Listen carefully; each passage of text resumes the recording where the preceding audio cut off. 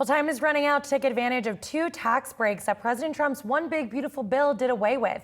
Joining me now is senior autos reporter Pras Subramanian and senior reporter Emma Ockerman. So Pras, let's start with you here. The electric vehicle tax credit coming to an end on September 30th.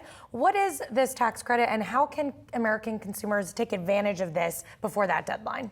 So Biden's the act that instituted this tax credit, $7,500 per EV, was very popular amongst consumers buying EVs and also for automakers that provided a lot of sales for them.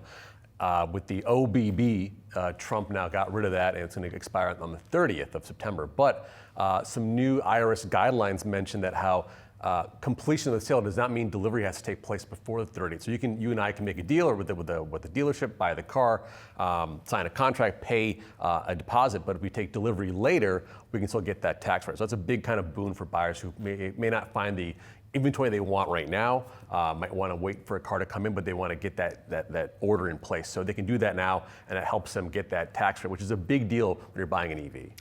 Are there specific kinds of EVs that consumers should consider if they're still trying to race and purchase something before that deadline? Yeah, I kind of put together a list here about 3 EVs I think that could fit people's different budgets. So I would say in the under the $30,000 to $35,000 budget, the Chevy Equinox EV, which is around that price range, a very capable car, nice crossover size there, very utilitarian, not very fancy, but it gets the job done. At the mid-level, people might hate me for saying this, but the Tesla Model Y is still one of the best vehicles out there that you can buy as an EV. A ton of capability, great software integration, great software in the car, great mobile app integration, and of course that supercharger network, which is basically ubiquitous everywhere. And finally, at the luxury high end, the BMW iX, amazing car, newly restyled for 2025, great exterior, better interior functions, vast range, huge power. Around $90,000, so it's pretty expensive, but you can get a good lease rate and you get that tax credit. It will help out a lot. Have you driven any of those? I've driven all 3. Yeah? Yeah. So is it $90K worth it? If you're going to lease it, sure. $90K is a lot of money. It is a lot of money. Yeah, lease plus that tax credit. Right, of course. I'm sure it was really hard putting together that list for us, considering your car expertise. But Emma, I want to turn to you because this isn't the only deadline that we're looking at. President Trump's legislation also ending tax breaks for some energy-efficient home upgrades. So tell us more there. Yeah, so for years, homeowners have been able to benefit from tax credits for solar panels and heat pumps and other green energy upgrades.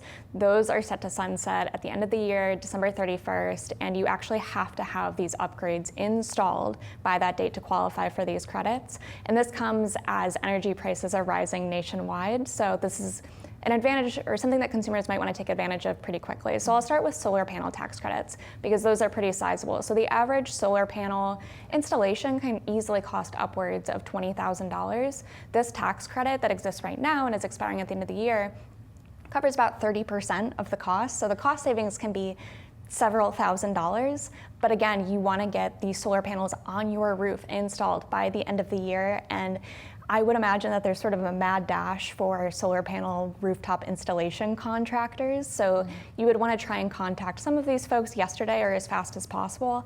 And one tax expert that I spoke to also noted when you're going through that contacting process, you're also going to want to make sure to ask about timeline. Like, can you actually get this installed by the end of the year and have the project completed and get me the paperwork so I can qualify for this credit?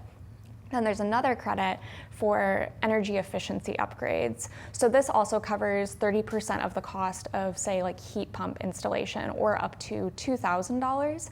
And then 30% or up to $1,200 for weatherization, like insulation improvements, up to $600 for electrical panels, $600 for exterior windows, and even up to $150 for an energy efficiency audit, or basically just somebody to come into your home and tell you how you can save money on energy efficiency upgrades. Interesting, and you'd have to think with the expiration of these tax credits that might deter folks from adopting some of those energy efficient upgrades. But Emma, Pras, thank you so much, appreciate your time.